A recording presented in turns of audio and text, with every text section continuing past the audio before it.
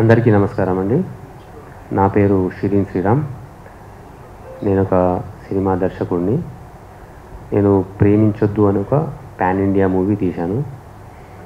అయితే 2015లో రవికిరణ్ అని ఒక డైరెక్టర్ నాకు రెగ్యులర్గా, అంటే నా సర్కిల్లో, ఫిలిం సర్కిల్లో నాకు ఫ్రెండ్స్గా కొంతమంది ఉంటారు కదా, దాంట్లో రవికిరణ్ అని ఒక డైరెక్టర్ నాకు రెగ్యులర్గా సినిమా తీద్దాం భయ్యా అని రిక్వెస్ట్ చేసేవాడు. అయితే అతను ఒకసారి ఒక ఫేస్బుక్లో ఒక పోస్ట్ పెట్టినాడు. ఆ పోస్ట్ దేని గురించి అంటే, ఒక అమ్మాయిని 2 అబ్బాయిలు చంపేశారు. సో అది నాకు చాలా ఇంట్రెస్టింగ్ అనిపించి నేను రవికిరణ్కి ఈ లైన్ మీద మనం సినిమా తీద్దామని అక్కడి నుంచి నేను అతను ఒక 2-3 డేస్ నాతో వర్క్ చేసిన తర్వాత ఇది నాకు ఇంట్రెస్టింగ్ అనిపించి ఇదే కథని నేను ఒక బస్తీ అమ్మాయి కథగా నేను మార్చి చేస్తున్న క్రమంలో నాకు సాయి రాజేష్ అని ఒక డైరెక్టర్ పరిచయం అయ్యాడు. అంతకుముందు తెలుసు నాకు అతను. సో అతను నాకు ప్రొడ్యూసర్గా పరిచయం అయ్యాడు. ప్రొడ్యూస్ చేస్తానని చెప్పాడు నాకు. ఒక 1 year నా టీంతో, 6 member టీంతో నేను అక్కడ వర్క్ చేశాను డైరెక్టర్గా. సో 1 year మేము స్క్రిప్ట్ ఫినిష్ చేసినాము. సినిమా ఎంతకు అవుతలేదు అని డిలే అవుతుంది. అతను సినిమా చేస్తాను అని డిలే చేశాడు చాలా. ఇంకా 1 year అయిపోయాక నేనే మెసేజ్ పెట్టి వెళ్ళిపోయా. నేను అప్పుడేం నాకు అతనితో డిఫరెన్సెస్ ఏం లేవు. ఎందుకంటే సరే ఫిలిం ఇండస్ట్రీలో ఉన్నాము, ఎదుటోళ్ళకి ఏం కష్టాలు ఉంటాయో మనకు తెలియదు అనే మైండ్ సెట్తో నేను చాలా హ్యాపీగా అక్కడి నుంచి నేను ఎగ్జిట్ అయినా. నేనేం గొడవ పడలేదు. 2023లో చూస్తే అదే బస్తీ అమ్మాయి కథని, బస్తీ అమ్మాయి ఇద్దరు అబ్బాయిల్ని ప్రేమించే కథని ఈయన సాయి రాజేష్ అనేటైనా బేబీ అని ఒక బూత్ సినిమా తీసిండు. నేను బూత్ సినిమా అని ఎందుకు అంటున్నానంటే, నేను రాసిన కథ ఏదైతే బస్తీ అమ్మాయి అనగానే మనకు ఒక అమాయకత్వం, ఒక ఇన్నసెన్స్ కనిపిస్తుంది. ఆ ప్రేమించొద్దు సినిమా కథని ఈయన అది బూత్ సినిమాగా మార్చిండు. అయితే ఇనిషియల్ స్టేజ్లో నాకు ఇది అర్థం కాలేదు, ఏం చేస్తున్నాడు ఈయన అని. సో నాకు అది రియలైజ్ అయ్యి నా టీము మేమందరం రియలైజ్ కావడానికే మాకు చాలా టైం పట్టింది. కానీ నేను ఎక్కడ కూడా 2020లో చాలామంది అడుగుతారు ఎందుకు లేట్ వచ్చినామని. 2023 జూలైలో ఆయన సినిమా రిలీజ్ అయినప్పుడు నేను ఎక్కడ కూడా రచ్చ చేయలేదు, ఎక్కడ కూడా ఎవరికి చెప్పలేదు, నా క్లోజ్ ఫ్రెండ్స్ కూడా ఎవరు చెప్పలేదు. ఇది మొత్తము నేను డైజెస్ట్ చేసుకొని ఇదంతా ఎట్లా జరిగింది, ఏంది, ఇట్లా ఎందుకు చేసిండు, అసలు ఇది అదే కథనా, ఏమనుకుంటున్నాడు ఈయన అని నాకు అది రియలైజ్ కావడానికి చాలా టైం పట్టింది. తర్వాత నేను దీనికి సంబంధించిన ఎవిడెన్సెస్ అన్నీ కలెక్ట్ చేసి అప్పుడు నేను లాయర్ నిఖిలేష్ గారిని కలిశాను. నేను లాయర్ నిఖిలేష్ మనతో. సో నిఖిలేష్ గారిని కలిసి డిసెంబర్లో నేను వాళ్ళకి ఒక లీగల్ నోటీస్ పంపాము. ఏది, నువ్వు కాపీరైట్ ఇన్ఫ్రింజ్ చేసినావు, మీ సినిమాలో మేము రాసిన వాటిలో నీకు ఒక 20 నుంచి 30 సీన్స్ తగులుతున్నాయి సేమ్, నువ్వు కాపీరైట్ ఇన్ఫ్రింజ్ చేశావని లీగల్ నోటీస్ పంపాము. ఆ లీగల్ నోటీస్ పంపితే యాక్చువల్లీ ఇవి ఇంత తప్పు చేసినా కూడా ఒక క్షమించుతూనే వెళ్ళిపోతుంది. అంటే అంత మైండ్ సెట్ ఉన్న పీపుల్ మనం. కానీ ఆయన ఏమన్నాడు అందులో లీగల్ నోటీస్ రిప్లైలో, షిరీన్ శ్రీరామ్కే నేను కథ చెప్పినా అని అన్నాడు. ఆయన నా కథ చెప్పిండంట. ఆయనకంత సీన్ లేదు, ఆయనకంత కేపబిలిటీ లేదు. ఎందుకంటున్నా అంటే 2015లో హృదయకాలయం అనే ఒక సినిమాకి టీజర్ డైరెక్ట్ అండ్ ఎడిట్ చేసి ఇచ్చిన ఆయనకు ఫ్రీగా అంటే రిక్వెస్ట్ మీద ఎడిట్ చేసి ఇచ్చిన ఆయనకు నేను. అది యూట్యూబ్లో 1 million views వచ్చింది. అది ఆయనకు అది పబ్లిసిటీగా ఉపయోగపడింది. అంటే తనకు ఫేవర్ చేసిన వాళ్ళని కూడా వెన్నుపోటు పొడవగలే అంత గొప్ప మనస్తత్వం ఉన్న పర్సన్ సాయి రాజేష్. అయితే అప్పుడు కూడా నేను పబ్లిక్ ఎప్పుడు రాలేదు. ఈ నోటీస్ నాకు రిప్లై వచ్చిన తర్వాత కూడా నేను నిఖిలేష్ గారు నేను వెళ్ళి రాయదుర్గం పోలీస్ స్టేషన్లో కేసు ఫైల్ చేశాం. ఇది ఎప్పుడు ఫిబ్రవరిలో ఫైల్ చేశాం. ఇంతవరకు నేను ఎక్కడా కూడా మీడియా దగ్గరికి వెళ్ళలేదు. అయితే మీడియాలో 2 days తర్వాత మీడియాలో కొంచెము దాని గురించి ఇన్ఫర్మేషన్ కరెక్ట్గా రాలేదన్నమాట. నేను యాక్చువల్లీ పోలీసు కేసు పెట్టిన తర్వాత మీడియాలకు ఎట్లా వచ్చిందో నాకు తెలియదు. వాళ్ళ లీక్స్ వాళ్ళకు ఉంటాయి, వాళ్ళ సోర్సెస్ వాళ్ళకు ఉంటాయి. వాళ్ళు తీసుకున్నారు, దాని నుంచి తీసుకొని పేపర్లో రిపబ్లిక్ టీవీ అంత పెద్ద రిపబ్లిక్ టీవీ, టైమ్స్ నౌ అంత పెద్ద ఛానల్స్ వెబ్సైట్లో ఆ న్యూస్ వచ్చింది కాబట్టి క్లారిఫికేషన్ చేసుకోవాల్సిన అవసరం నాకు ఉంది కాబట్టి నేను బయటికి వచ్చి ఒకే ఒక రోజు క్లారిఫికేషన్ ఇచ్చుకున్నా. ఏది అది దీనిలో కొన్ని న్యూస్ కొంచెం అంటే మొత్తం క్లారిటీ ఇచ్చాను దాని గురించి. ఒక 1 డేనే ఇచ్చిన, మళ్ళీ కూడా రచ్చ చేయలేదు. నేను ఆ రచ్చ చేయలేదు అసలు. అట్లాంటి ఇంటెన్షన్ నాకు లేదు. ఎందుకంటే నేను లీగల్గా వెళ్తున్నా, నాకు మన లీగల్ సిస్టమ్ మీద నాకు పూర్తి నమ్మకం ఉంది. కానీ వీళ్ళు ఏం చేసినారు, ఇప్పుడు ఇంకొక స్టెప్ ఎక్కువ ఎక్కినరు. ప్రతి ఒక్క ఫిలిం అసోసియేషన్కి వెళ్ళి ప్రతి ఒక్క chamber, Telangana film chamber, Telugu film chamber, మీకు producers council, writers association, directors association అన్నిట్లో ఆ లెటర్లు రాయడం స్టార్ట్ చేసేది. షిరీన్ శ్రీరామ్ లాంటోడు అంటే దాని మీనింగ్ ఎట్లా అంటే ఇట్లాంటి ఇండివిజువల్స్ని మనం పనిష్ చేయాలి, షిరీన్ శ్రీరామ్ లాంటి వాళ్ళు ఇండస్ట్రీలో ఉండొద్దు అనే రేంజ్లో చెప్పిండు. సో ఇప్పుడు నేను రిప్లైగా తెలంగాణ ఫిలిం ఛాంబర్ వాళ్ళకి నాకు తెలంగాణ ఫిలిం ఛాంబర్లో మెంబర్షిప్ ఉంది. నేను రిప్లైగా వాళ్ళకి ఏం చెప్పానంటే, నేను ఇది లీగల్గానే వెళ్ళాలనుకుంటున్నా సార్. నేను actually Telangana film chamber president secretary గారితో కూడా మాట్లాడితే మీరు లీగల్గా ఉంది కదా, మీరు లీగల్గానే వెళ్ళండి అని సూచన ఇచ్చినారు. కానీ అక్కడ కూడా నేను ఎప్పుడు ఏంటిది ఇట్లా నేను బద్నాం చేయాలి అనే ఇంటెన్షన్తో లేను. కానీ లీగల్గా ఉన్న మ్యాటర్ని ఈయన ఎందుకు అన్ని ఛాంబర్లలో వెళ్ళి నా పేరు బద్నాం చేస్తున్నాడు? ఎందుకు అనంటే ఇక దొంగ దొరికిపోయింది కాబట్టి ఫస్ట్ వీళ్ళని బద్నాం చేద్దాం, వీళ్ళని ఎట్లయినా ఒక మెలైన్ చేస్తే అప్పుడు ఏమంటారు తాను ఎస్కేప్ కావచ్చు అని ఒక చాలా పెద్ద కుట్ర చేసిండు. ఇలా మెయిన్గా ఏంటంటే నాకు హైయెస్ట్ థింగ్ కాలింది ఏంటంటే, నేను ఒక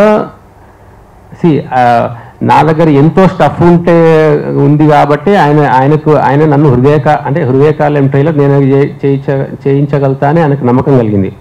నా సినిమా స్టోరీలో ఎంతో దమ్ముంది కాబట్టే అతనికి కొట్టేయాలనే బుద్ధి కలిగింది. అందుకే నేను క్లియర్గా చెప్తున్నాను, ఫిలిం మేకింగ్కి ఆయన అర్హుడు కాదు. సో అందుకే ఇప్పుడు నేను ఈ పర్టికులర్ టైంలో ఎవిడెన్సెస్ అనేవి సబ్మిట్ చేయాల్సిన బాధ్యత నాకు ఉంది కాబట్టి ఆ పూర్తి ఎవిడెన్సెస్ నేను మీడియా ముందుకు నేను ఈ టైంలో సబ్మిట్ చేస్తున్నాను. నేను ఛాంబర్లో సబ్మిట్ చేస్తాను, తెలుగు ఫిలిం ఛాంబర్లో సబ్మిట్ చేస్తాను, తెలంగాణ ఫిలిం ఛాంబర్లో కూడా నేను సబ్మిట్ చేస్తాను. ఇప్పుడు ఈయన చరిత్ర మొత్తము ఒక పుస్తకం అయింది. మెల్లిమెల్లిగా రాసుకుంటూ వెళ్తే ఇదంతా ఒక పుస్తకం లాగా తయారైంది. సో ఆ పుస్తకంకి నేను బేబీ లీక్స్ అని పేరు పెట్టాను. ఈ లీక్స్ ఇప్పుడు మీడియా ముందు నేను అందరికీ ప్రజెంట్ చేస్తున్నాను. అండ్ దీని తర్వాత రవికిరణ్ గారు ఒక 2 minutes మాట్లాడతారు. అండ్ లాయర్ గారు కూడా ఆయన పర్స్పెక్టివ్, ఇది లీగల్ ఇష్యూ ఏముంది దీనిలో అని మాట్లాడతారు. ఓకేనా? ఈ బుక్ టోటల్ 72 page బుక్ అండి. ఇది ఆన్లైన్ PDF కూడా దొరుకుతుంది. దీనికి వెబ్సైట్ కూడా ఉంది. ఈ వెబ్సైట్లో మొత్తం ఇదే బుక్ మొత్తం ఉంటుంది. ఈ బుక్ ప్రింట్ అందకపోయినా కానీ PDF ప్రింట్అవుట్ తీయచ్చు. ఈ వెబ్సైట్ babyleaks2023.blogspot.com, ఈ స్కాన్ కోడ్ కొట్టినా మీకు వచ్చేస్తుంది. మీడియాకి దీన్ని ఎక్స్ప్లెయిన్ చేస్తూ మేము వీడియోలు కూడా చేశాము. ఎందుకంటే ఎక్కడ కూడా మా సైడ్ తప్పు లేదని బలంగా నమ్ముతున్నాం కాబట్టి అతను ఒక క్రిమినల్ మైండెడ్ పర్సన్ కాబట్టి ఈ స్టెప్ తీసుకోవాల్సి వచ్చింది. ఒక్కసారి సారీ అనే మాటతోని పోయేదానికి, అది గోటితో పోయేదాన్ని గొడ్డల దాకా తెచ్చుకుంటారు అంటారు కదా, ఒక్కసారితో పోయేదాన్ని ఇంత దూరం తెచ్చుకున్నాడు. మా సైడ్ ఫుల్ నిజం ఉంది కాబట్టే మేము ఈ పుస్తకం ఈరోజు రిలీజ్ చేయాల్సిన పరిస్థితి ఏర్పడింది. అండ్ దీని గురించి నాకు ఆ జర్నీ స్టార్ట్ అయినప్పుడు, ఎందుకంటే ఆ బేబీ డైరెక్టర్ ఏమంటున్నాడు, షిరీన్ శ్రీరామ్కి నేను కథ చెప్పినా అంటున్నాడు కదా, అది పచ్చి అబద్ధం అని చెప్పడానికి ఈరోజు రవికిరణ్ అని ఎవరైతే ఆ ఆర్టికల్ షేర్ చేస్తే అతనికి నేను స్పెషల్ థ్యాంక్స్ చెప్పాను. 27 ఇదిగోండి, దీంట్లో రవికిరణ్ దీనిలో పెట్టాను. హాయ్ పీపుల్, ఇది మేము పబ్లిక్ కూడా అనౌన్స్ చేసిన మా ప్రాజెక్ట్ ఆడిషన్స్ కూడా అయినాయి. మరి ఆయన ఏ వరల్డ్లో ఉంటున్నాడో తెలియదు. ఇది చాలా క్రిమినల్ యాక్ట్ ఇది. Hi people, is everything fine. I'm doing a movie with Amrutha productions, produced by Sai Rajesh and another big production house. ఈ బిగ్ ప్రొడక్షన్ హౌస్ అంటే ఇది గీతా ఆర్ట్స్. ఎందుకంటే నాకైనా గీతా ఆర్ట్స్కి పరిచయం చేస్తాను అన్నాడు కాబట్టి వెళ్ళినా ప్రొడ్యూస్ చేస్తా అంటే, లేకపోతే ఆయన దగ్గరికి వెళ్ళాల్సిన కర్మ నాకు లేదు, ఆయన కేపబిలిటీ నాకు తెలుసు. So it's a sensational coming of age teen love story, teenage love story ఇది. అంటే విచ్ ఈజ్ ప్రేమించొద్దు. అయితే అప్పుడు దాని పేరు కన్నా ప్లీజ్ అని పెట్టుకున్నాం వర్కింగ్ టైటిల్. ఇక్కడ మీరు లాస్ట్ లైన్ చూస్తే, special thanks to Ravikiran for triggering the story idea in my mind. నా మనసులో, నా మైండ్లో ఈ ఐడియా రావడానికి కారణమైన రవికిరణ్కి నేను థ్యాంక్స్ చెప్పదలుచుకున్నాను అన్నాను అని. ఒకవేళ ఇదైతే ఆయన అక్కడే నా కథని నువ్వు వేరేకి థ్యాంక్స్ ఎందుకు చెప్తున్నావు అని అనేటోడు. కానీ మనోడు ఏం చేసిండు, మామూలువాడు కాదు, కమెంట్ పెట్టిండు చూడండి కింద, ఎక్స్పెక్టింగ్ ఎ సెన్సేషన్, ఎవరు, Sai Rajesh baby director, expecting a sensational project, ఆ స్టోరీలో అంత విషయం ఉంది, I'm proud to be associated with this product, good luck Shirin అని నాకు పబ్లిక్లో ఫేస్బుక్లో థ్యాంక్స్ చెప్పిండు దాని గురించి. ఓకే, సో ఇప్పుడు రవికిరణ్ అనేటైనా ఎవరైతే నాతో నా షార్ట్ ఫిల్మ్స్ చేసి నా జర్నీలో ఉన్నాడో అతను దీని గురించి కొంచెం మాట్లాడతాడు. నమస్కారం. ఇప్పుడు కోర్ట్స్ దగ్గరికి వెళ్తాం న్యాయం జరుగుతుందని, తర్వాత పోలీసుల దగ్గర కూడా వెళ్తాం ధర్మం నిలబడుతుందని, తర్వాత వచ్చేది మీ దగ్గరికే. సో మీ వల్ల ఇది న్యాయం మాకు జరగాలనేది మా ఒక కోరిక.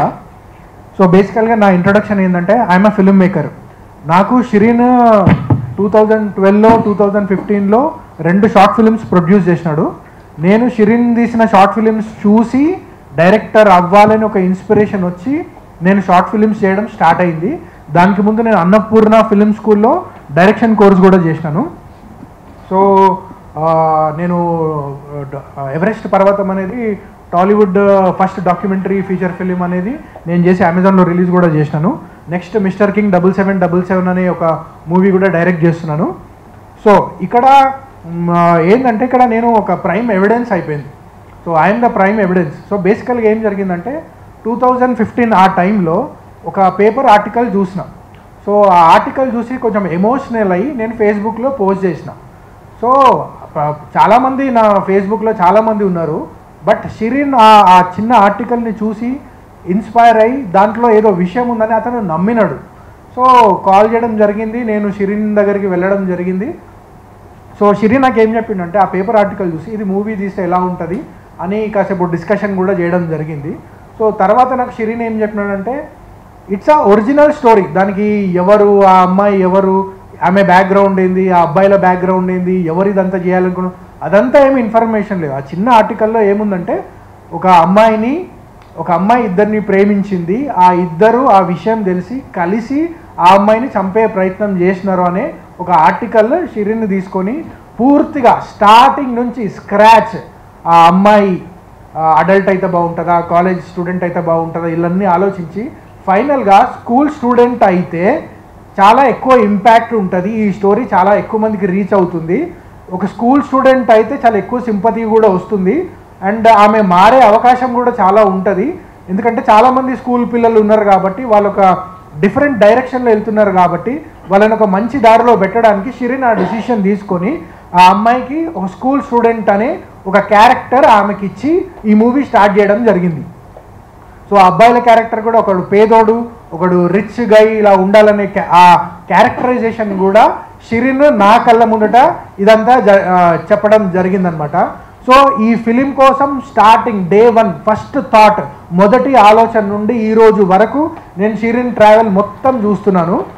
సో ఇక్కడ నేను చెప్పేది ఏంటంటే, ఇప్పుడు వాళ్ళు నిజం చెప్తున్నారా మేము నిజం చెప్తున్నా ఇదంతా తేల్చాల్సింది మనం కాదు. నేను లై డిటెక్షన్ టెస్ట్ కోసం నేను రెడీ. సాయి రాజేష్ రెడీయా? ఈరోజు నేను లై డిటెక్షన్ ఒక్కసారి కాదు 10 సార్లు వస్తా.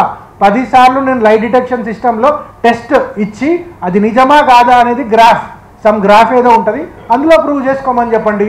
సాయి రాజేష్ని కూడా రమ్మనండి. ఒకసారి కాదు, నేను 10 సార్లు వస్తా, అతన్ని కూడా 10 సార్లు రమ్మనండి. ఎవరు నిజం చెప్తున్నారో అక్కడే తెలిసిపోద్ది. అంతే కదా? సో న్యాయం మా సైడ్ ఉంది కాబట్టి మాకు భయపడే అవసరం లేదు. ఈ కోర్టే కాదు, సుప్రీంకోర్టు, ఎనీ కోర్టు మేము రావడానికి రెడీ ఉన్నాం. సో అందులో ఏమీ ఇది లేదు. So coming to this post, Sai రాజేష్ని నేను 10 years బ్యాకే అన్బ్లాక్ చేసిన. ఎందుకు అన్బ్లాక్ చేసిన అంటే, ఐ డెంట్ ఫీల్ అతనితో నేను మందు కూడా కొట్టిన, పబ్స్ కూడా వెళ్ళిన, కానీ అతన్ని అన్బ్లాక్ చేయాల్సిన అవసరం నాకు వచ్చింది. ఎందుకంటే ఐ డెంట్ ఫీల్ గుడ్. ఆ పర్సన్ని చూస్తే నాకు నచ్చలేదు. ఎందుకు నచ్చలేదని నేను 10 years బ్యాక్ వచ్చి చెప్పాల్సిన అవసరం ఇదంతా లేదు. ఒక పర్సన్ నచ్చలేదంటే నచ్చలేదు, బట్ 10 years తర్వాత ఇదంతా జరగడం సో సాడ్. సో ఇక్కడ మెయిన్ థింగ్ ఏంటంటే, షిరీన్ అనే అతను ఒక ఫెలో ఫిల్మ్ మేకర్. ఒక సినిమా 9 years నుంచి చేస్తున్నాడంటే దానికి చాలా రెస్పెక్ట్ ఇచ్చి అతను చేసుకునే పని అతను చేసుకొని ఇవ్వాలి. బట్ ఫిలిం షూట్ చేస్తుంటే ఆ స్క్రిప్ట్ దొంగలించి మరి సినిమా చేయాల్సిన అవసరం అతనికి లేదు. అండ్ June 7th ప్రేమించొద్దు అనే మూవీ రిలీజ్ అవుతుంది. రిలీజ్ టైంలో రిలీజ్ గురించి ప్రమోషన్స్ చేసుకోవాలా, లేకపోతే దీని గురించి ఇదంతా అవసరమా? అతని డ్రీమ్, అతను చిన్నప్పటి నుంచి కల కానీ ఒక డ్రీమ్ అది, అట్లాంటి డ్రీమ్ని అతను నాశనం చేసే ప్రయత్నం చేసినాడు. సో దయచేసి మీరు ఖచ్చితంగా న్యాయం జరిపించాలని మీ అందరినీ నేను కోరుతున్నాను. సో ఇదంతా ఎవిడెన్స్ అండి, ప్లీజ్ దయచేసి చాలా డీటెయిల్గా ఈచ్ అండ్ ఎవ్రీ లైన్ చూడండి. ఇన్నాళ్ళు ఎవిడెన్స్ లేదు ఎక్కడ ఎవిడెన్స్ అని అడిగినారు కదా, హిస్టరీలో ఇంత పెద్ద ఎవిడెన్స్తో ఇప్పటివరకు ఏ ఫిలిం మేకర్ రాలేదండి. సో దయచేసి మీరు ఎలాగైనా సరే ధర్మం నిలబడేలా మీరు చేయాలని నేను రిక్వెస్ట్ చేస్తున్నాను. I'm the evident prime evidence. Any time, any place, any centre, any channel నేను వస్తా. నా పేరు రవికిరణ్ రాజు, ఫోన్ నెంబర్ 9030953978. నమస్తే, నిఖిలేష్ తొగరి అడ్వకేట్. నా పేరు నిఖిలేష్ తొగరి అడ్వకేట్. సో ఇక్కడ ఒక ఫిలిం మేకర్ బాధని మనం అర్థం చేసుకోవాల్సిన సిచ్యువేషన్ ఇది. షిరీన్ శ్రీరామ్ నాకు సోషల్ మీడియా ద్వారా తను చేసిన షార్ట్ ఫిలిమ్స్, కొన్ని సాంగ్స్ ద్వారా నాకు పరిచయం ఇంతకుముందు. సో నేను సోషల్ మీడియాలో తన వర్క్ నేను చాలా మెచ్చుకునేవాడిని. బికాజ్ ఆయన ఫోటోగ్రఫీ కానివ్వండి, వీడియోగ్రఫీ కానివ్వండి చాలా అద్భుతంగా తీసేవాడు. అండ్ 1-2 సార్లు నేను కామన్ ఫ్రెండ్స్తో కూడా నేను మాట్లాడా. చాలా nice person, nice human being. ఇక్కడ సడన్ వన్ డే ఏం చేశాడంటే ఆయన నాకు కాల్ చేసి, సార్ ఇట్లా ఒక చిన్న పని ఉంది, ఒకసారి అపాయింట్మెంట్ కావాలి అని అన్నాడు. విషయం ఏంటండి అని అడిగాను నేను. ఏం లేదండి, నేను మూవీ ఒకటి తీశాను, ఇప్పుడు ఈ మధ్య బేబీ మూవీ వచ్చింది కదా, నాది కాపీ కొట్టారు అని చెప్పారు. నేను చాలామంది ఇలా అంటుంటారు కదా అని చెప్పి నేను కూడా సరే కలుద్దాంలేండి అని చెప్పి చిన్నగా అవాయిడ్ చేయడానికి స్టార్ట్ చేశాను. అదే ఏదో ఉంటుంది, ఎక్కడో చిన్న ఒక సీను, ఒక షార్ట్ ఎక్కడో మ్యాచ్ అయి ఉంటుందిలేండి అనుకున్నాను నేను. కానీ ఆయన అలా నేను 1 month అపాయింట్మెంట్ కూడా ఇవ్వాల. 1 month, 1.5 month తర్వాత ఆయన కంటిన్యూ కాల్ చేస్తున్నాడు. సరే ఏదో పనిలో ఉన్నాను, నేను చేద్దాంలే అని అనుకున్నాను. కానీ ఒకరోజు గట్టిగా కొంచెం మాట్లాడాడు, సార్ ఒక్కసారి 1 గంట కూర్చుందాం మనం అని చెప్పాడు. సరే అని చెప్పి 1 గంట కూర్చుందాం ఏంటి అని చెప్పి చూసుకున్నాను. ఇలా సో అండ్ సో నేను ఇట్లా ఫిల్మ్ మేకర్ని, నా పేరు షిరీన్ శ్రీరామ్, ఇట్లా అంటే నాకు మీరు ముందే తెలుసండి అని చెప్పాను. అయితే నా ఇట్లా సినిమాకి అన్యాయం జరిగిందండి, ఇట్లా బేబీ సినిమా, నా సినిమానే ఇట్లా ప్రేమించొద్దు అనే ఒక నేను టైటిల్ 1 year నన్నుతో వర్క్ చేయించుకున్నారు. ఆ తర్వాత నాకు పెట్టకుండా తన పేరు నా సినిమా పేరు మీద కన్నా ప్లీజ్ని బేబీగా మార్చి ఆయన తన పేరు వేసుకొని ఇట్లా చిన్న మాడిఫికేషన్ చేసి తీశారు అని చెప్పారు. సరే ఫిల్మ్ ఎలాగా, ఇప్పుడు ఒక ఐడియా, ఒక ఇన్స్పిరేషన్ చాలా మందికి వస్తుంది, చాలా మంది వేసే అలిగేషనే. మీరు ఎలా ప్రూవ్ చేస్తారు, ఎవిడెన్స్ ఏంటి, దానికి ఎప్పటి నుంచి ట్రావెల్ అవుతున్నారు మీరు అని అంటే, ట్రస్ట్ మీ, నేను ఎక్కడ కూడా ఇలా చూడలేదండి. ఈయన ఎందుకు దాచుకున్నాడో, ఎలా దాచుకున్నాడో తెలీదు. ఇప్పుడు ఈ ఎవిడెన్స్లు తయారు చేసింది పాపం దానికోసమే. ఇక్కడ డేట్తో సహా 2014 నుండి ఇప్పటిదాకా అప్ టు డేట్ వరకు ఆయన ఏ పని చేసినా దాన్ని ఒక సాక్ష్యం రూపంలో భద్రపరచుకోవడం షిరీన్ శ్రీరామ్కి అలవాటు ఉంది. ఇక్కడ 2014 నుంచి ఏ కమెంట్ చేశారు, ఏ సోషల్ మీడియాలో ఏ పోస్ట్ పెట్టారు, ఏం మాట్లాడాము అనేది ఆయన త్రూ సోషల్ మీడియా ద్వారా ప్రతి దాంట్లో భద్రపరచుకొని జాగ్రత్తగా ఉంచుకున్నాడు. నేను ఆ ఎవిడెన్స్ అంతా చూసిన తర్వాత ఈయన ఆ సినిమాకి నా సినిమాకి ఏమేమి సీన్లు మ్యాచ్ అవుతున్నాయి అన్న తర్వాత నేను ఒకసారి షాక్ గురయ్యా. అరే ఇలా ఎవిడెన్స్ ఇంత పకడ్బందీగా కూడా దాచుకోవడం సాధ్యమా అనేది నేను ఆలోచించి, మరి ఫిల్మ్ మేకర్ మనస్తత్వం ఎలా ఉంటుందంటే, కొత్తగా ఇండస్ట్రీకి వచ్చే ఫిల్మ్ మేకర్ చాలా సెన్సిటివ్గా ఉంటారు.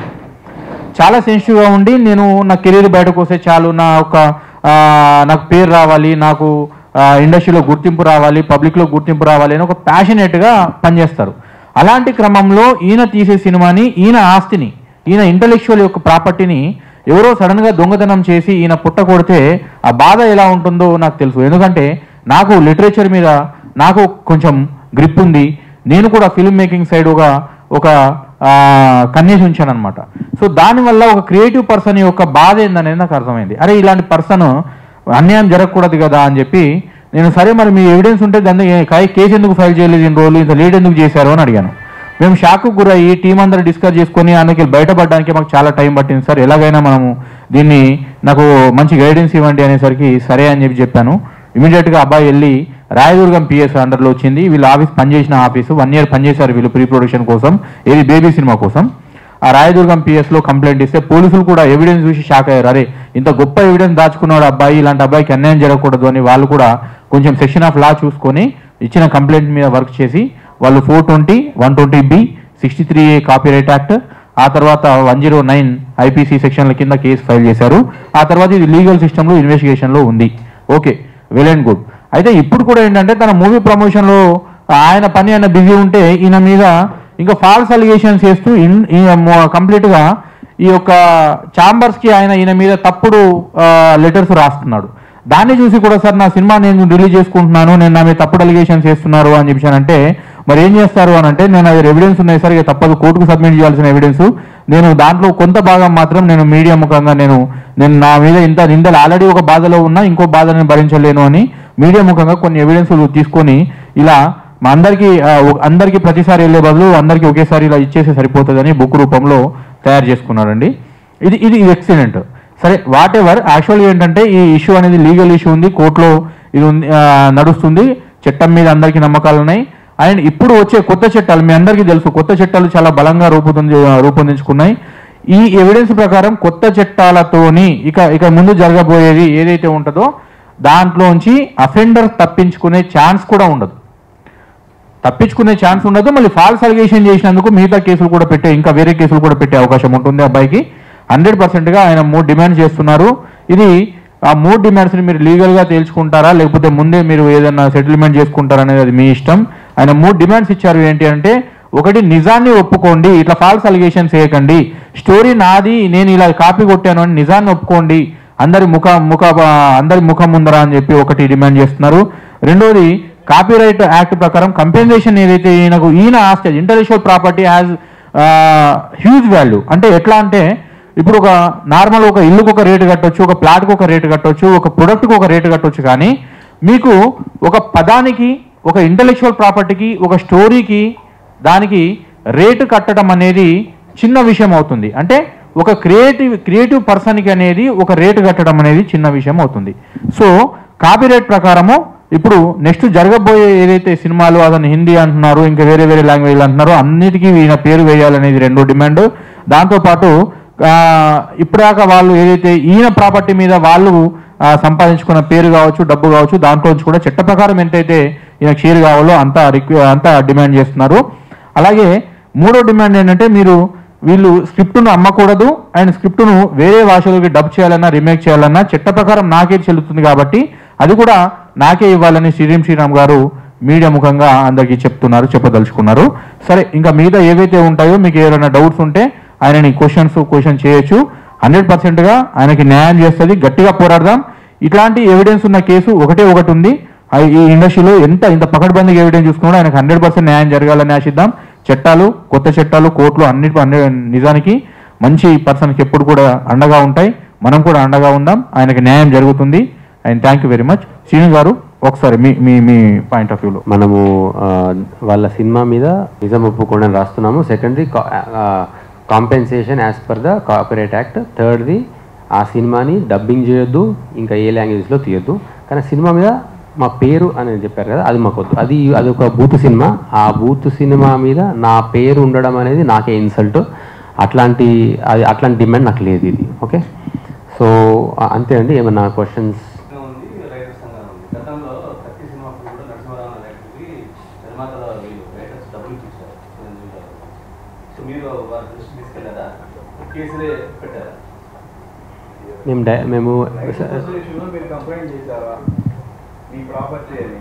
మేము ఫస్ట్ డైరెక్ట్ వెళ్ళి పోలీస్ కంప్లైంట్ ఇచ్చాము. ఎందుకంటే ఈయన క్రిమినల్ మైండెడ్ పర్సన్ కాబట్టి నేను ఎవరికి ఇక్కడ అసోసియేషన్కి ఎక్కడ చెప్పలేదు. నేను డైరెక్ట్ అక్కడే చెప్పాను. ఎందుకంటే ఆయన క్రిమినల్ మైండెడ్ అని బిలీవ్ చేస్తున్నా కాబట్టి ఆయన లీగల్గా అది ఉన్నప్పుడు కూడా ఈయన అందరి దగ్గరికి వెళ్ళి బద్నాం చేస్తున్నాడు. అదే బిహేవియర్. ఆయన చాలా చెప్పండి.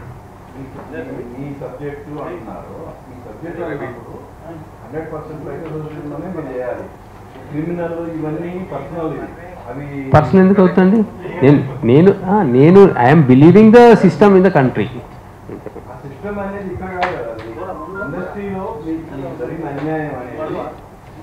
మీరు అసోసియేషన్ ద్వారా పరిష్కారం చేసుకోవాలి. ఇది మీకు ఎంతకాలం మీరు ఇండస్ట్రీలో ఉన్నారో నాకు తెలియదు. మినిమం నాలెడ్జ్ కదా అది. మీకు ఏమైనా అన్యాయం జరిగితే కన్సర్న్ అసోసియేషన్కి వెళ్ళి కంప్లైంట్ చేయాలా.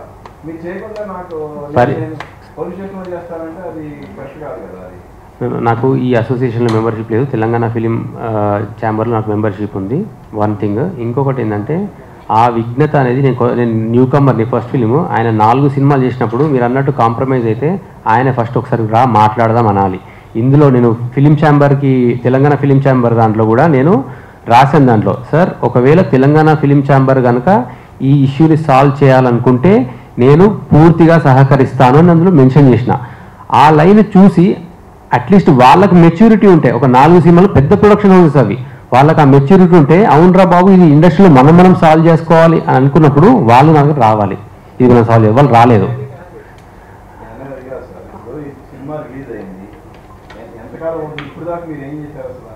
ఇంత అదే కదా చెప్పాను. ఇంత పెద్ద ఎవిడెన్స్ చూపించు. పుస్తకం ఆయన జీవిత చరిత్ర ఉంది సార్ దీనిలో. ఈజీగా రాదు కదా, చాలా టైం పడుతుంది. ఆయన జీవిత చరిత్ర ఉంది ఇందులో. ఈ పుస్తకం రాశాను నేను ఆయన గురించి. ఎవ్రీథింగ్ ఎవిడెన్సెస్ ఉన్నాయి.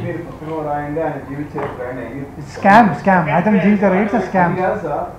ఇష్యూ అనేది మీ కథ అంటున్నారు. మీ కథని మీరు నిరూపించుకోవాలంటే కన్సర్న్ అసోసియేషన్స్కి వెళ్ళాలి. అవన్నీ వదిలిపెట్టి సినిమా రిలీజ్ అయ్యి సూపర్ హిట్ అయిన తర్వాత ఇంతకాలం తర్వాత వచ్చి మీరు ఎందుకు కంప్లైంట్ చేయాలి? ఎందుకంటే ఆయన ఇట్లాంటిది మళ్ళీ ఎప్పుడు జరగకూడదనే ప్లాన్తోనే వచ్చాను, ఐడియాతోనే వచ్చాను. ఇట్లా మళ్ళీ ఎవ్వరు ఇట్లాంటివి చెయ్యకూడదు అని, అందరికీ బుద్ధి రావాలనే ఇంటెన్షన్తోనే చేశాను ఇది. ఫ్యూచర్ జనరేషన్స్లో ఎవరు ఇట్లా కాపీ కొట్టి వేరే వాళ్ళ ఇంటలెక్చువల్ ప్రాపర్టీని ఎవరు దోచుకోవద్దు, దొంగలించద్దు అనే ఇంటెన్షన్తో ఇంతసేపు ఆగి ఇంత ఎవిడెన్స్ కలెక్ట్ చేసి వచ్చినాం. అది మెయిన్ రీజన్. ఆయనకి ఏమైనా విఘ్నత ఉంటే ఆయన నాకు ఏ ఒక్క పాయింట్ ఆఫ్ టైంలో ఒక ఫోన్ కాల్ చేసినా కానీ అది బ్యాకప్ అయ్యేది. అంత పెద్ద వాళ్ళు కూడా ఉన్నప్పుడు కూడా ఒక్కసారి ఫోన్ కాల్ చేసి మాట్లాడొచ్చు కదా అని అంటే కాదు, ఈగోకి వెళ్ళిపోయింది ఆయన. రివర్స్ లో ఆయన నా మీద అలిగేషన్ ఇస్తున్నాడు. నేనే ఏమంటారు ఆయననే నా కథ చెప్పినా రివర్స్ అలిగేషన్ చేస్తున్నాడు.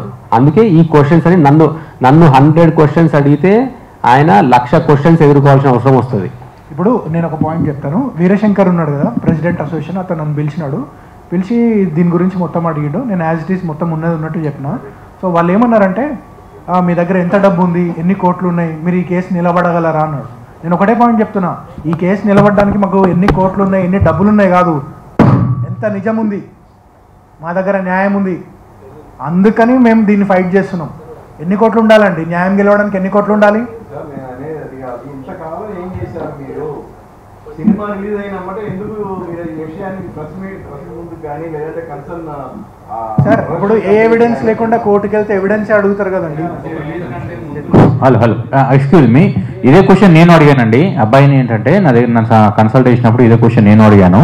ఇంత లేట్ ఎందుకైంది అని అంటే, సార్ మీరు డైరెక్ట్గా ఇప్పుడు మీకు కన్సల్ట్ చేసి మీకు ఎవిడెన్స్ ఏముంది అని చెప్పి అడుగుతారు. అసలు ఇట్లా కాపీ కొడతారు అనేది నేను ఎక్స్పెక్ట్ చేయలేదు. ఫస్ట్ ఆఫ్ ఆల్ నా ఇంటెలెక్చువల్ ప్రాపర్టీని కాపీ కొట్టినప్పుడు నేను షాక్ అయ్యి ఆ డిప్రెషన్లోకి వెళ్ళిపోయాము. టీం అందరం డిస్కస్ చేసుకున్నాము. ఏదైనా బయట పెట్టే ముందు మీకు సాక్ష్యం ఏముంది అని వెంటనే అడుగుతారు.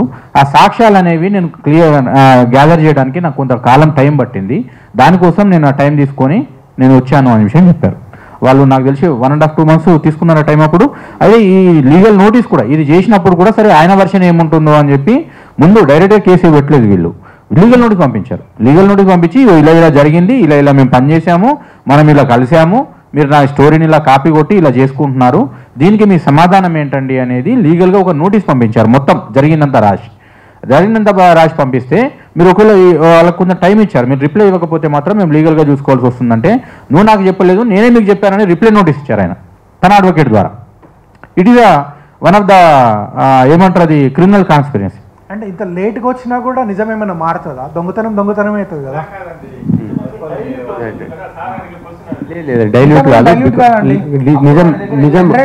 నిజం ఎప్పుడు డైల్యూట్ కాలేదండి. చరిత్ర మొత్తం మీరు తిరిగేసి చదువుకోండి. నిజం అనేది ఎప్పుడు సరే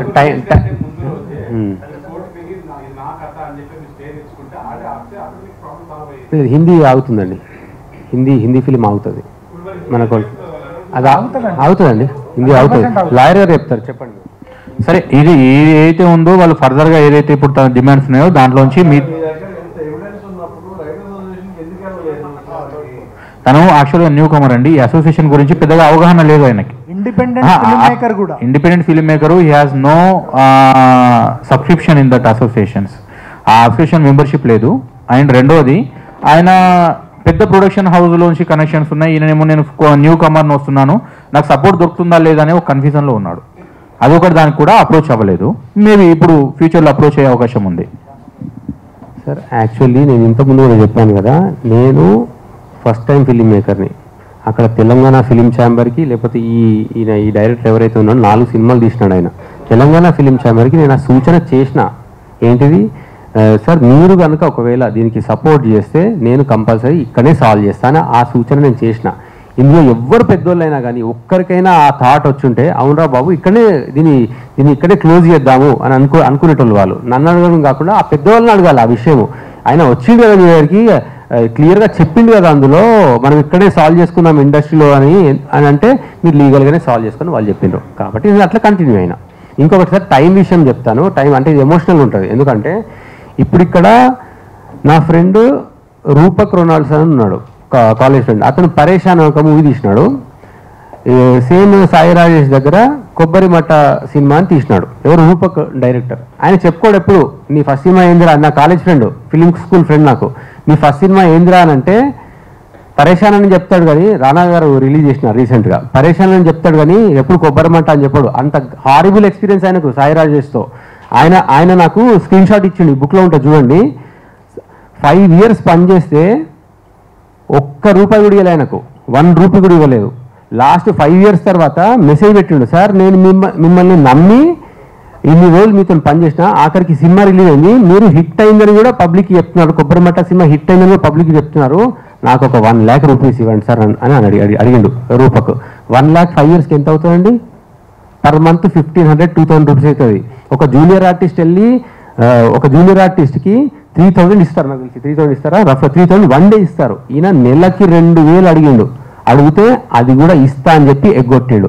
ఇప్పుడే రూపక్ దగ్గరికి వెళ్ళి, ఒరే 5 ఏళ్ళు ఏం చేసినవరా అంటే, అది అనుభవించడానికి తెలుస్తుంది. 5 ఏళ్ళు ఏం చేసినవరా, ఈ స్క్రీన్ షాట్ నాకు ఎందుకు చూపెట్టలేరా, మేము ఇంతమంది ఉన్నాం రా అని అంటే, అది అనుభవించేటోడికి అర్థమవుతుంది అది ఆ పాయింట్. సో అందుకే ఇవన్నీ షాక్ వాల్యూలో ఉంటాయండి. ఇట్లాంటి వాళ్ళు ఉంటారా అని అనిపిస్తుంది. ఆ షాక్ వాల్యూ నుంచి బయటికి రావడానికి మనకు టైం పడుతుంది. Because industry is a very beautiful place. మనకు చాలా ఏమంటారంటే ఒకరికొకరు రెస్పెక్ట్ ఇచ్చుకొని మాట్లాడతారు. సార్ అంటారు, గారు అంటారు. నేను యాక్చువల్లీ తెలంగాణ నుంచి వచ్చిన, నాకు ఎక్కువ గారు అనే వర్డ్ అలవాటు లేదు నాకు. కానీ ఇండస్ట్రీలోకి వచ్చినాక అందరినీ గారు అని రెస్పెక్ట్తో సంబోధించడం ఇక్కడ నేర్చుకున్నా. సో ఇంత బ్యూటిఫుల్ ప్లేస్లో ఇట్లాంటి షాకింగ్ పీపుల్ ఉంటారని నేను ఎవరు ఎక్స్పెక్ట్ చేయరు. సో అందులోంచి బయటపడడానికి టైం పడుతుంది. అందుకే కొంచెం టైం పట్టింది. బట్ నిజం అనేది ఎప్పటికైనా బయటికి వస్తుంది. అది ఈరోజు వచ్చింది. అది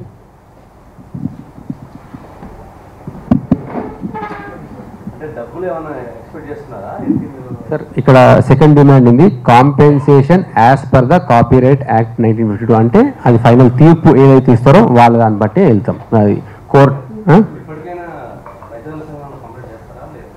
ఇది ఇప్పుడు నేను దీన్ని ఏం పెట్టాను, తెలంగాణ ఫిలిం ఛాంబర్లో నా మీద అన్ని ప్లేసెస్లో అలిగేషన్స్ చేస్తున్నారు. ఇట్లాంటి షిరీన్ శ్రీరామ్ లాంటి ఇండస్ట్రీలో ఉండొద్దు అన్నట్టు రాస్తున్నారు. కాబట్టి ఇట్లాంటి వాడి మీద యాక్షన్ తీసుకోవాలని రాస్తున్నారు. కాబట్టి బాధ్యతగా తిరిగి నేను కూడా అందరికీ ఎవిడెన్సెస్ సబ్మిట్ చేస్తానని వాళ్ళకి రిటర్న్ లెటర్ రాసిన. ఇప్పుడు ఈ అసోసియేషన్ అందరికీ నేను ఈ పుస్తకం ఇస్తాను, మొత్తం ఎవిడెన్సెస్ అన్ని ఇస్తాను వీళ్ళందరికీ. ఇప్పుడు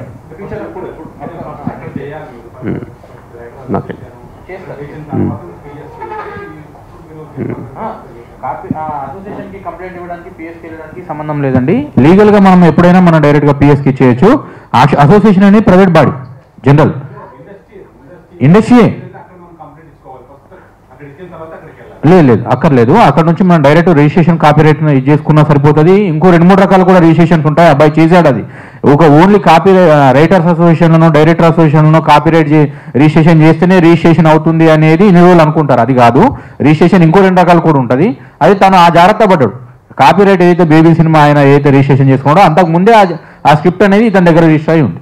ఓకే, కోర్టుకు కావాల్సిన ఎవిడెన్స్ లీగల్గా he is a very strong. Okay, so ఇప్పుడు మీరు ఏదైతే అంటున్నారో 100% పెద్ద మనుషుల దృష్టికి తీసుకెళ్తారో, వాళ్ళు ఏదైతే న్యాయం చెప్తారో ఆ రూట్లో ఫాలో అవ్వడానికి కూడా తనకు నచ్చితే ఈజ్ రెడీ.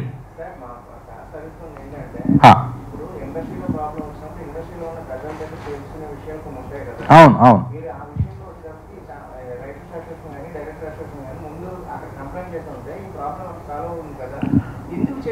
అయితే డైరెక్టర్ అసోసియేషన్లో ఆయన మెంబర్షిప్ లేదు ఒకటి, ఆ మెంబర్స్ వాళ్ళకు మాత్రమే వాళ్ళు హెల్ప్ చేస్తారు ఒకటి. కాపీరైట్ అసోసియేషన్ అంటే ఇది రైటర్ అసోసియేషన్లో కూడా మెంబర్షిప్ లేదు, అక్కడ మెంబర్షిప్ తీసుకుంటేనే వీళ్ళు హెల్ప్ చేస్తారు. ఇప్పుడు తీసుకుంటున్నారు, నెక్స్ట్ ఫ్యూచర్లో ఏంటంటే అప్కమింగ్ డేస్లో తీసుకుంటారు. అది ఆ పెద్ద మనుషుల మధ్యలో కూడా కూర్చుంటారు, ఎందుకంటే తన మీద ఫాల్స్ అలిగేషన్ చేస్తున్నాడు కాబట్టి. అన్నీ చేస్తాము, ఎందుకంటే నేను ప్రామిస్ చేసిన తెలంగాణ ఫిలిం ఛాంబర్కి నా మీద అలిగేషన్ అసోసియేషన్ వస్తున్నాయి కాబట్టి నేను అందరికీ నేను ఎవిడెన్సెస్తో త్వరలో వస్తాను అని చెప్పాను. ఈవెన్ ఆ రోజు ఎప్పుడైతే న్యూస్ పేపర్లో వచ్చిందో మీడియా మిత్రులకు కూడా కొందరు నాకు ఇంటర్వ్యూ చేసినారు ఒకరోజు, వాళ్ళకు కూడా నేను ఎవిడెన్సెస్ ఇస్తాను, వెయిట్ చేయను అన్నాను. ఇప్పుడు నేను ఇస్తాను అందరికీ. ఇది చాలా కష్టపడి చేసిన ఫిలిం అండి, చాలా టీం, చాలా huge work. So June 7th ఈ మూవీ రిలీజ్ అవుతుంది. ఇప్పుడు ఆ సాయి రాజేష్ బలుపు ఏంటంటే అంత పెద్ద హిట్ సినిమా నేను ఇచ్చిన, అందుకే నేను ఏమైనా చేయొచ్చు, ఇండస్ట్రీలో ఏం చెప్పినా నడుస్తా అనే ఒక బలుపుతో ఉన్నాడు. సో ప్రేక్షకులకి రిక్వెస్ట్ చేసేది ఏంటంటే దయచేసి ప్రేమించొద్దు ఫిలిం మీరు అందరూ చూసి దాన్ని ఘన విజయాన్ని చేసి ఒక చెప్పుతో కొట్టినట్టు సమాధానం మీరే ఇవ్వాలని నేను మనస్ఫూర్తిగా కోరుకుంటున్నానండి.